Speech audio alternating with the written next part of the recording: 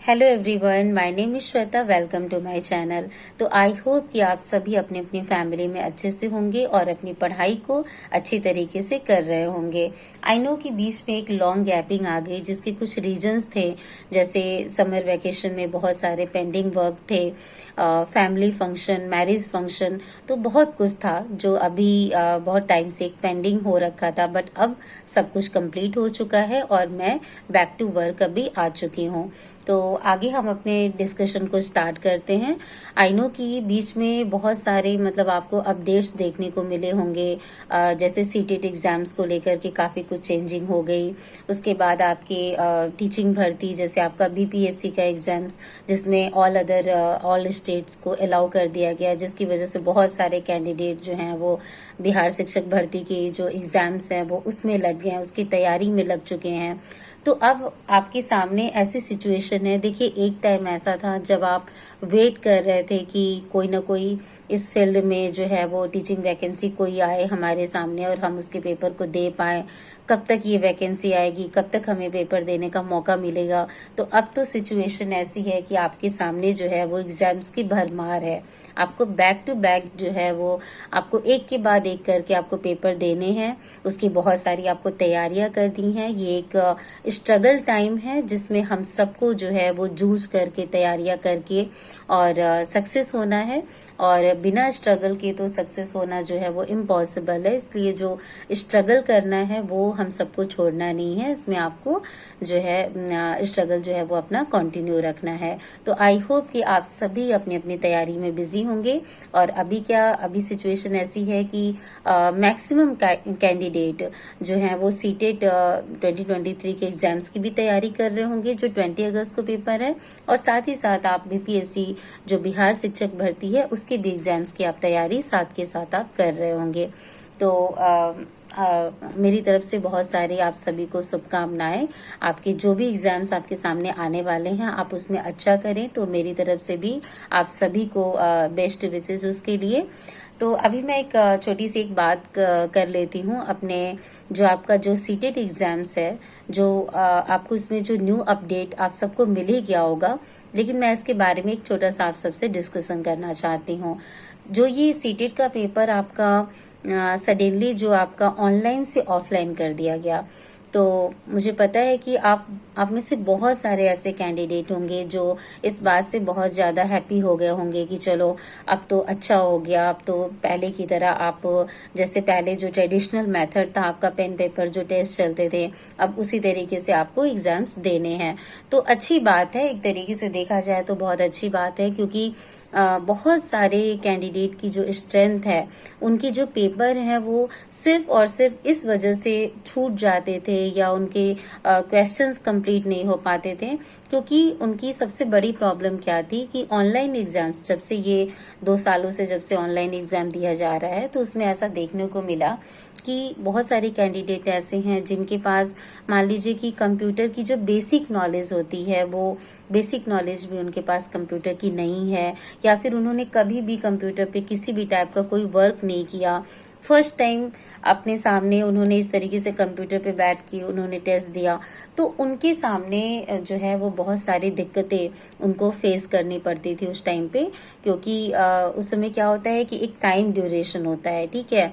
आपकी जो टाइमिंग है वो धीरे धीरे जो है वो आगे बढ़ती रहती है। एक आपके पास टाइम लिमिट होता है जिसके अंदर आपको सारे के सारे क्वेश्चंस करने होते हैं।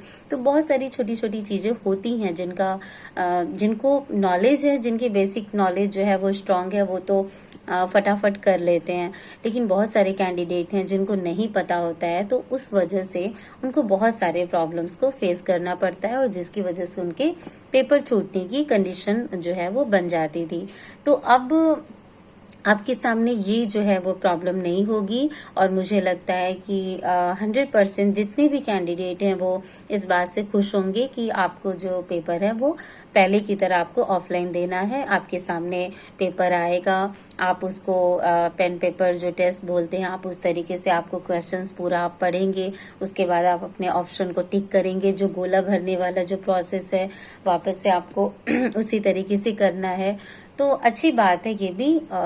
लेकिन वो कहते हैं ना, जैसे मतलब देखिए, एक सिक्के के दो पहलू बोलते हैं ना, किसी भी पॉइंट्स के जो है वो पॉजिटिव साइड भी होते हैं और निगेटिव साइड भी होते हैं, हर एक पॉइंट्स के। तो हमारा तो ये काम होना चाहिए कि हम किसी भी जो है वो पॉइंट्स के जो पॉजिटिव साइड्स हैं उसी को देख कर के ही हमें काम करना है, हमें आगे बढ़ना है।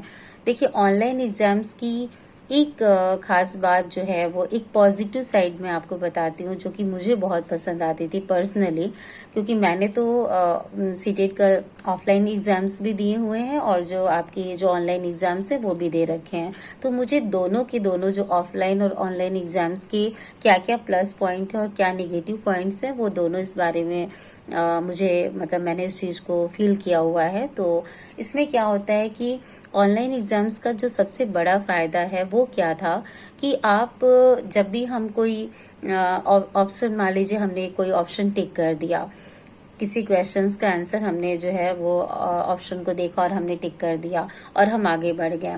उसके बाद कुछ टाइम के बाद जब हमें सडनली फील होता है कि नहीं, वो क्वेश्चन का आंसर शायद वो नहीं, दूसरा वाला था, ठीक है, तो उसमें क्या है कि हम वापस से बैक आकर के और उस क्वेश्चन पे जाके हम उसको दोबारा से उसको इम्प्रूव कर सकते थे। आपने आप चाहें तो जितनी बार भी आपके जो क्वेश्चंस के जो हमने टिक लगाए हुए थे उसको आप जितनी बार भी चाहे आप उसको चेंज कर सकते थे, अगर आपके पास टाइम है तो इस तरीके से क्या होता था कि मैक्सिमम क्वेश्चंस जो है ना वो एक टाइम पर आकर के वो इम्प्रूव हो जाते थे। कभी भी ऐसा, जितने भी डाउट्स होते थे वो क्लियर हो जाते थे उस टाइम पे और हम उसको करेक्ट कर पाते थे। बट ऑफलाइन एग्जाम्स में ऐसा नहीं है। ऑफलाइन एग्जाम्स में अगर आपने एक जो है वो एक गोला, अगर आपने एक ऑप्शन भर दिया, तो अब उसको ना तो आप इरेज कर सकते हैं, ना तो आप उसको कट कर सकते हैं, ना व्हाइटनर लगा सकते हैं। आपके पास कोई भी दूसरा जो है वो चांस या दूसरा ऑप्शन आपके पास अवेलेबल नहीं होता है। तो एक बार आपने गोले को भर दिया तो वो भर दिया, बस वो हो गया। आपको वो उसके अगर सही है तो 1 मार्क्स मिलेंगे, अगर गलत है तो 1 मार्क्स आपके माइनस हो जाएंगे। तो ये एक निगेटिव साइड हो जाता है ऑफलाइन पेपर का। बट कोई नहीं, अभी तो हम जब अब ऑफलाइन पेपर देना ही है तो हम उसके प्लस पॉइंट को देखते हुए ही आगे बढ़ेंगे। तो जिस तरीके से मैंने कहा कि हर एक पॉइंट का पॉजिटिव और नेगेटिव साइड दोनों होता है, लेकिन हमें क्या है कि पॉजिटिव एंगल को देखते हुए, पॉजिटिव साइड्स को देखते हुए, अपने माइंड को पॉजिटिव रखते हुए अपने पेपर की तैयारी करनी है और पेपर अच्छे से देना है और आगे बढ़ना है। तो बस आज के लिए इतना ही। मैं आप सभी को ऑल द बेस्ट बोलती हूँ आप सबके आने वाले एग्जाम्स के लिए, और आप सब बहुत अच्छी तैयारी करें और अपने अपने फील्ड में आप सक्सेस हो। तो बस आज के लिए इतना ही, मिलते हैं नेक्स्ट वीडियो में। Thank you so much.